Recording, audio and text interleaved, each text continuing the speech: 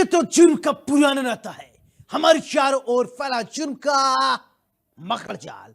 ऐसे में कौन कहां हो जाए शातिर का शिकार और किसके लिए जारी हो जाए मौत का फरमान। इतना नहीं, मिटा दिए जाते हैं जुर्म के सारे सबूत। जुर्म दर जुर्म, कत्ल दर कत्ल जारी है अब रात की दुनिया का काला कारोबार। लेकिन हम आपको सच दिखाएंगे, क्योंकि गुनाह कहीं भी कभी भी किसी के हाथों हो सकता है। नमस्कार, मैं हूं सौरभ त्रिपाठी और आप देख रहे हैं गुनाह।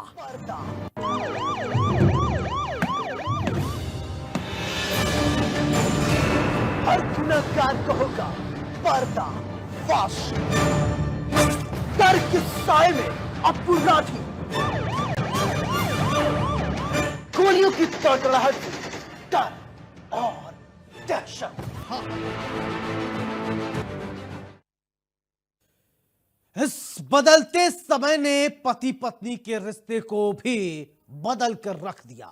इस रिश्ते में अब वो की एंट्री हो चुकी है, यानी कि पति पत्नी और वो के इस ट्रायंगल ने एक अलग ही गुनाह की दुनिया बना ली है।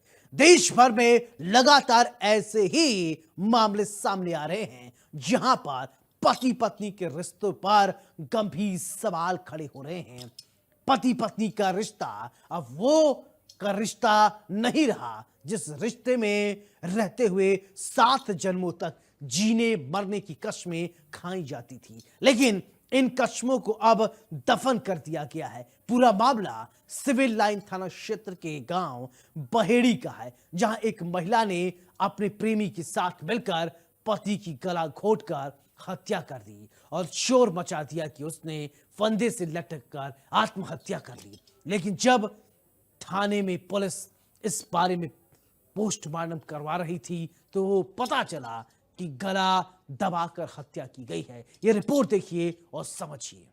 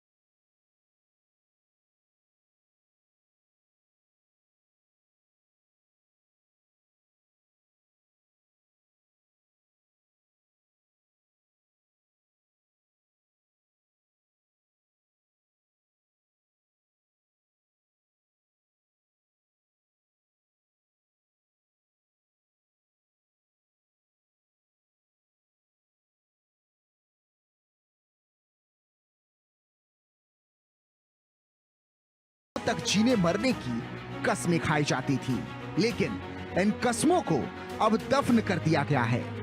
पूरा मामला सिविल लाइन थाना क्षेत्र के गांव बहेड़ी का है, जहां एक महिला ने अपने प्रेमी के साथ मिलकर पति की गला घोंटकर हत्या कर दी और शोर मचा दिया कि उसने फंदे से लटककर आत्महत्या कर ली है। लेकिन जब थाना पुलिस ने दोपहर बाद उसके शव का पोस्टमार्टम करवाया तो उसकी रिपोर्ट में गला दबाकर हत्या बताई गई।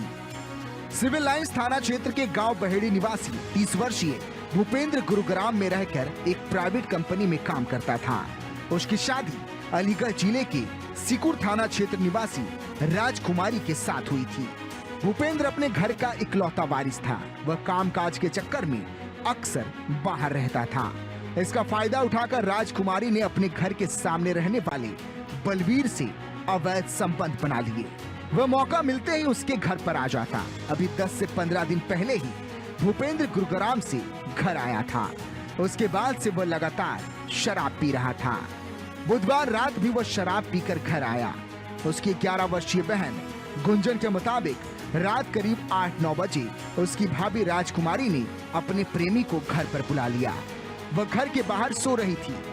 रात करीब 12 बजे अचानक बलबीर उसके घर से निकलकर भागा और उसकी भाभी ने शोर मचाना शुरू कर दिया कि भूपेंद्र ने फंदे से लटककर आत्महत्या कर ली है।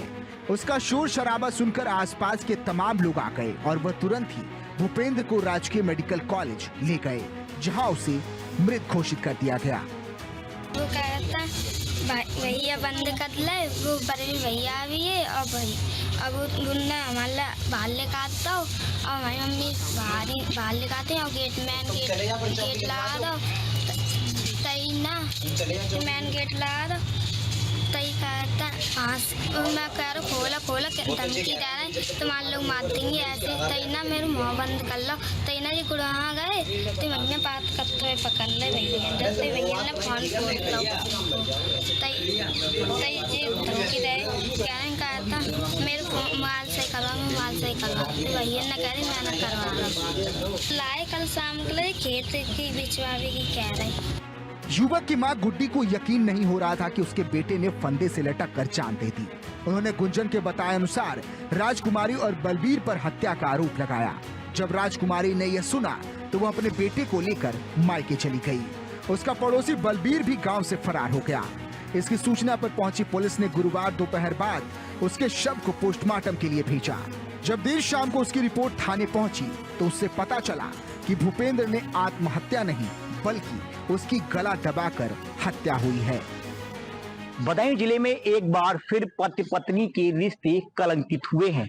दरअसल सिविल लाइन थाना क्षेत्र के बहेड़ी गांव में एक पत्नी ने अपने प्रेमी के साथ मिलकर अपने पति की कमरे में ले जाकर गला दबाकर हत्या कर दी और पत्नी और प्रेमी हत्या करने के बाद जब बाहर आए तो पत्नी ने पूरा ड्रामा रच दिया। पत्नी ने बताया कि उसके पति ने घर में आत्महत्या कर ली है और जब पत्नी अस्पताल लेकर अपने पति को पहुंची तो वहां डॉक्टरों ने उसे मृत घोषित कर दिया। उसके बाद जब उसकी ननद ने इस पूरे घटनाक्रम को देखा था तो पूरे मामले से पर्दा उठ गया। फिलहाल इस पूरे मामले में पोस्टमार्टम रिपोर्ट के आधार पर पुलिस ने मामला दर्ज कर लिया है और पति पत्नी दोनों की तलाश तेज कर दी है। पुलिस का कहना है कि जल्द पूरे मामले में कठोर कार्रवाई की जाएगी। इस पूरे हत्याकांड को ननद ने देख लिया था, जिसके बाद पत्नी ने प्रेमी के साथ मिलकर उसे जान से मारने की धमकी दी और हत्या करने के बाद बताया कि पति ने फांसी लगाकर आत्महत्या कर दी। मामले में पुलिस ने पत्नी और प्रेमी के खिलाफ मुकदमा दर्ज कर उनकी तलाश शुरू कर दी है। पुलिस का कहना है कि मामले में कठोर कार्रवाई की जाएगी। आपको बता दें, सिविल लाइन थाना क्षेत्र के बहेड़ी गांव के रहने वाले भूपेंद्र की शादी अलीगढ़ जिले के सीकरी गांव से 4 साल पहले हुई थी। शादी के कुछ दिन बाद तक सब कुछ तो ठीक ठाक चलता रहा। दोनों को एक बेटा भी है। इस दौरान गांव का जो भूपेंद्र था वो कमाने के लिए गुड़गांव एक कंपनी में नौकरी करने चला गया। इसी बीच उसकी पत्नी राजकुमारी का गांव के बलबीर से प्रेम प्रसंग हो गया और दोनों चोरी छुपके मिलने लगे। जब इस बात की जानकारी जो थी परिवार को हुई तो उसने राजकुमारी के पति यानी भूपेंद्र को इस पूरे मामले में जानकारी दी।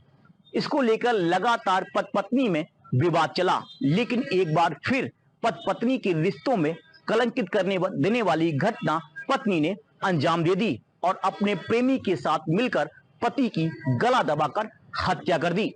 फिलहाल इस पूरे मामले में पुलिस कई बिंदुओं पर जांच कर रही है। पुलिस का दावा है कि पोस्टमार्टम रिपोर्ट के आधार पर कठोर कार्रवाई की जा रही है। इस पूरे हत्याकांड ने एक बार फिर से पति और पत्नी के रिश्ते को कलंकित किया है। पूरी वारदात ने परिवार में हड़कंप मचा कर रख दिया है। हर कोई सोचने पर मजबूर है कि आखिर एक पत्नी अपने पति के साथ ऐसा कैसे कर सकती है। बता दें कि ये कोई पहला मामला नहीं है। ऐसे कई मामले लगातार देश और प्रदेश से सामने आ रहे हैं। अब सवाल यह है कि ऐसे मामले कब तक रुकेंगे, इस पर कब तक लगाम लग पाएगी। दरअसल सिविल लाइन थाना क्षेत्र के बहेड़ी की रहने वाली राजकुमारी का गांव के ही बनवारी से प्रेम प्रसंग हो गया था और लगातार एक दूसरे से टेलीफोन पर वार्ता करते थे, लेकिन कई बार घर वालों के समझाने के बावजूद भी राजकुमारी ने बलबीर से बात करना बंद नहीं किया, जिसको लेकर लगातार परिवार वालों के अलावा पति भूपेंद्र भी परेशान रहता था। मौका पाकर राजकुमारी पत्नी ने अपने प्रेमी बलबीर के साथ मिलकर अपने पति भूपेंद्र की हत्या कर दी और जब हत्या करने के दौरान उसकी ननद गुंजन ने देख लिया तो गुंजन का भी गला दबाकर हत्या करने का प्रयास किया और ये कहा कि अगर किसी के साथ यह जानकारी साझा की तो उसको भी मार दिया जाएगा। दरअसल गुंजन ने जब ये पूरी बात अपने परिवार को बताई तो पूरे मामले से बॉलीवुड फिल्म दृश्यम से प्रभावित होकर आरोपी ने हत्या की ऐसी साजिश रची जिसे सुनकर आप भी हैरान हो जाएंगे, दंग हो जाएंगे कि आखिरकार पूरा माजरा है क्या। पूरा मामला कानपुर का है जहां पर पत्नी बताया जा रहा है कि ये पूरा मामला संपत्ति विवाद से जुड़ा हुआ है और घटना को अंजाम दिया गया है। कानपुर में एक मर्डर केस का खुलासा हुआ है। ये लगभग अजय देवगन की फिल्म दृश्यम से हूबहू मिलती हुई कहानी है, बस किरदार के साथ कहानी भी थोड़ी अलग है। ये रिपोर्ट देखिए और समझिए। फिल्म देखकर रची हत्या की साजिश, दृश्यम फिल्म देखकर हत्या की प्लानिंग, रहस्यमयी मौत का सनसनीखेज खुलासा। बॉलीवुड फिल्म दृश्यम से प्रभावित होकर आरोपी ने हत्या की ऐसी साजिश रची जिसे सुनकर आप भी हैरान रह जाएंगे और सोचने पर मजबूर हो जाएंगे। पूरा मामला कानपुर का है जहां संपत्ति विवाद को लेकर हत्या की घटना को अंजाम दिया गया। कानपुर में एक मर्डर केस का खुलासा हुआ जो लगभग अजय देवगन की फिल्म दृश्यम की तरह है, बस किरदार के साथ साथ कहानी भी थोड़ी अलग है। कल्याणपुर थाना पुलिस ने 4 माह पूर्व रेलवे कर्मचारी की गुमशुदगी और हत्या का सनसनीखेज खुलासा करते हुए चौंकाने वाले खुलासे किए जिसे सुनकर आपकी आंखों के सामने बॉलीवुड फिल्म दृश्यम और अजय देवगन का अभिनय याद आने लगेगा। हालांकि सच्चाई ये है कि वो फिल्म थी जिसमें कातिल बच जाता है, लेकिन असल जीवन में कानून से बच पाना आसान नहीं होता। पुलिस ने इस पूरे मामले को लेकर बड़ा खुलासा किया है और फिल्म की तर्ज पर की गई इस हत्या की पूरी कहानी बयां की है। पुलिस के मुताबिक मृतक कमलापति तिवारी मार्च 2025 से लापता थे। वो भारतीय रेलवे में गार्ड के पद पर कार्यरत थे और कार्य के सिलसिले में अक्सर बाहर जाते रहते थे। मृतक की पत्नी मधु तिवारी ने 12 जून 2025 को थाने में गुमशुदगी दर्ज कराई थी। जांच के दौरान पुलिस को पता चला कि मृतक के बेटे के साथ संपत्ति का विवाद था और यही संपत्ति का विवाद कत्ल की वजह बन गया। पुलिस पूछताछ में सामने आया कि 17 मार्च 2025 की शाम मृतक जब घर लौट रहे थे तभी रास्ते में राम सुभग तिवारी और उसके दोस्त ऋषभ शुक्ला ने उन्हें रोक लिया। दोनों ने मृतक का गला दबाकर हत्या कर दी और शव को बोरे में भरकर गाड़ी से बिहार ले जाकर सोन नहर में फेंक दिया। पहचान मिटाने के लिए शव पर पेट्रोल डालकर आग लगा दी गई।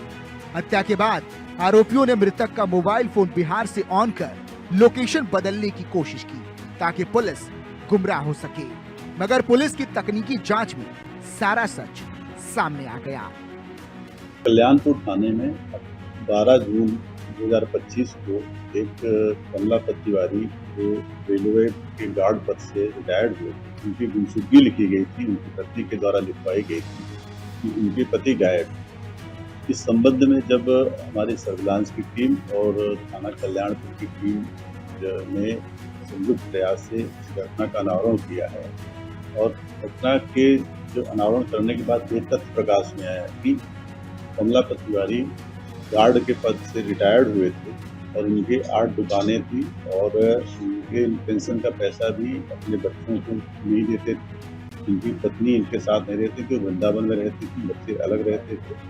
उनके बेटे रामजी तिवारी ने अपने दोस्त ऋषभ शुक्ला के साथ मिल करके इनको रास्ते सटाने की सोची और उन्होंने जो है इनको घर में ही मार दिया। मार करके 4 व्हीलर गाड़ी से ले करके औरैया ले गए वहाँ नहर के किनारे पर बॉडी फेंकी और उसको पेट्रोल डाल के जला दिया। सबूत मिटाने के लिए जो है ये कार्रवाई की थी। आज दोनों लोगों को गिरफ्तार किया गया है और इस संबंध में आवश्यक विधिक कार्रवाई की जाएगी। कल्याणपुर पुलिस ने 19 सितंबर 2025 को सुबह करीब 9:30 बजे दोनों आरोपियों को गिरफ्तार कर लिया। आरोपियों की निशानदेही पर मृतक का मोबाइल फोन भी बरामद हुआ। पुलिस के इस खुलासे के बाद पूरे इलाके में दहशत का माहौल है और हर कोई हैरान है। परिजनों में मातम छाया है। एक बेटे ने अपने दोस्त के साथ मिलकर अपने पिता की निर्मम हत्या कर दी। उसके बाद पुलिस को गुमराह करने के लिए मोबाइल की लोकेशन दृश्यम मूवी से आइडिया लेकर बदलता रहा और पुलिस गुमराह होती रही। मामला जो है कानपुर शहर का है। आपको बता दें कि कमलापति तिवारी, जिनकी उम्र 62 साल की थी, उनकी जो है डेड बॉडी मिली। ये डेड बॉडी मिली 18 मार्च को औरैया में सोन नहर के पास में जली अवस्था में, लेकिन उस समय पुलिस इसे आइडेंटिफाई नहीं कर पाई क्योंकि किसी ने भी इस शव का क्लेम नहीं किया और शव जो था वो लावारसी में चला गया। 17 मार्च से जो कमलापति तिवारी हैं वो गुमशुदा थे। आरोपी निकला उनका खुद का बेटा रामजी तिवारी और पुलिस की जांच में वो टूट गया। उसने बताया कि पिता के घर लौटते समय उसने अपने दोस्त के साथ मिलकर पिता की गला दबाकर रास्ते में हत्या कर दी। उसके बाद में उनका चेहरा बिगाड़ने के लिए पन्नी डालकर उनके चेहरे को जलाया। चूंकि मौसम फसलों का मौसम था और आसपास खेतों में किसान रहते हैं, कोई देख ना ले और इस डर से चेहरा जली अवस्था में छोड़कर भाग गए और डेड बॉडी औरैया में सोन नहर के पास पुलिस ने बरामद कर ली और लावारसी में जो है लाश चली गई। पुलिस ने उससे और उसके साथी को जो है जेल भेज दिया है। साथी मृतक जो कमलापति तिवारी हैं उनका मोबाइल भी बरामद कर लिया है। देखिए कितनी हैरतअंगेज घटना है कि महज थोड़े से संबंध खराब होने पर एक बेटे ने अपने पिता की हत्या कर दी, अपने जीवनदाता की हत्या कर दी। कानपुर से सिरसा के हांडी खेड़ा में एक संजय भगत नाम का एक वीडियो चर्चा का विषय बना हुआ है। इस वीडियो में बाबा का इलाज करने का तरीका आपत्तिजनक है। साथ ही लोगों के आस्था पर भी सवाल उठ रहे हैं कि आखिर कैसे अपने आंखों के सामने लोगों ने एक महिला के साथ अश्लील हरकत के खिलाफ कोई आवाज नहीं उठाई। ये कैसी आस्था है? ये रिपोर्ट देखिए और समझिए।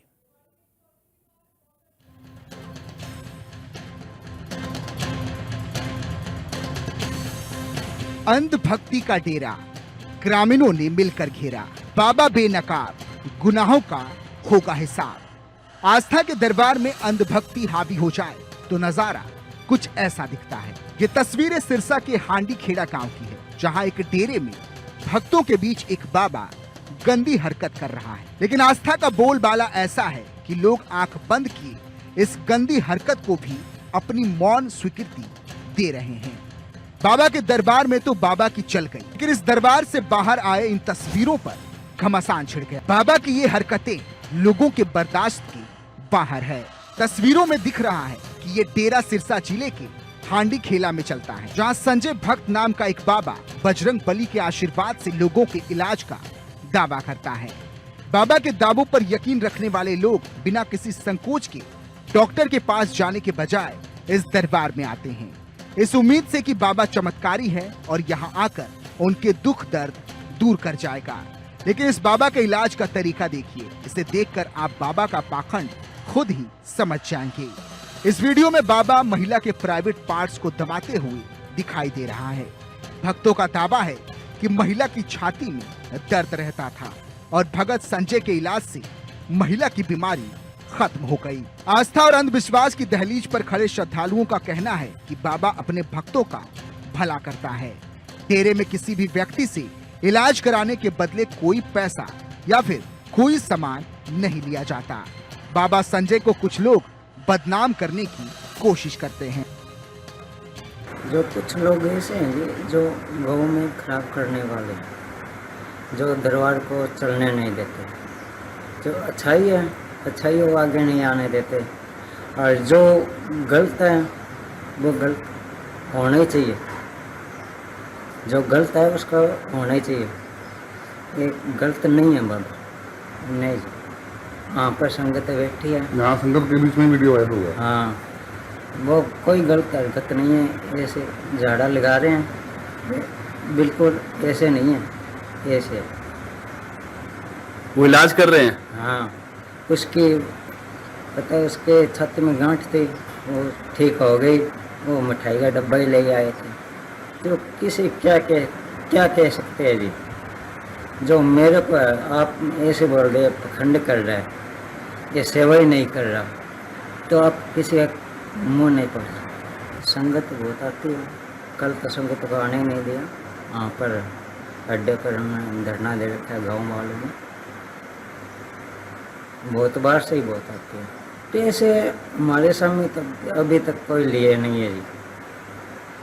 नहीं हमने देखा है पैसे लेने लिए है, नहीं लिए है। हम ऐसे ही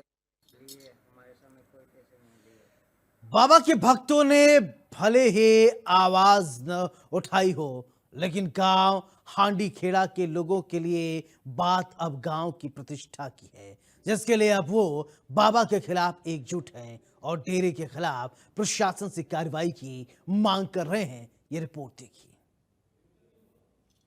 की शक्ति से इनकार नहीं किया जा सकता, लेकिन जब आस्था पर यकीन की हदें पार हो जाए तो ढोंगियों के लिए अपनी दुकान चला पाना आसान हो जाता है। ऐसा हम नहीं कह रहे, ये कहना है उन पीड़ितों का जिन्होंने बाबा के इलाज पर यकीन रखा और अपनी मेहनत की कमाई के बाबा के दरबार में इलाज कराने के नाम पर जमा कराते रहे।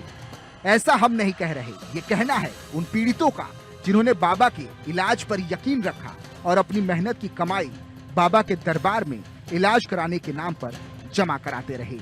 कभी ये बाबा ऑनलाइन पैसे लेता तो कभी सेवा के नाम पर तेल और राशन की पूर्ति कराता। पीड़ितों ने ये सब भी मंजूर कर लिया, लेकिन जब रोग से राहत नहीं मिली और बाबा ने फोन उठाना बंद कर दिया, तब यकीन टूटा और पीड़ित परिवार पहले बाबा के दरबार में जवाब मांगने आए। और जब बाबा से जुड़े लोगों ने उनके साथ दबंगई दिखाने की कोशिश की तो पीड़ितों ने कैमरे के सामने आकर कार्रवाई की मांग की और न्याय की गुहार लगाई।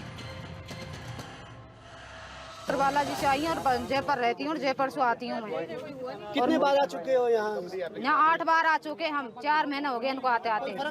कोई फर्क नहीं पड़ा, कुछ भी आराम नहीं पड़ा। आज आप पैसे लेने के लिए आए थे या माथा टेकने? तो बाबा से हम पैसे लेने के लिए आए। बाबा से बात करते तो बात नहीं करता है, फोन नहीं उठाता है बाबा। ऐसे बोलते हैं सेवन करने को फोन करते तो ऐसे बोलते हैं बाबा से बात करा दे, कर कराएंगे बाद में। तो कर दिल्ली गया हुआ है, कब बहाने लगा देते हैं तो बात नहीं होती है।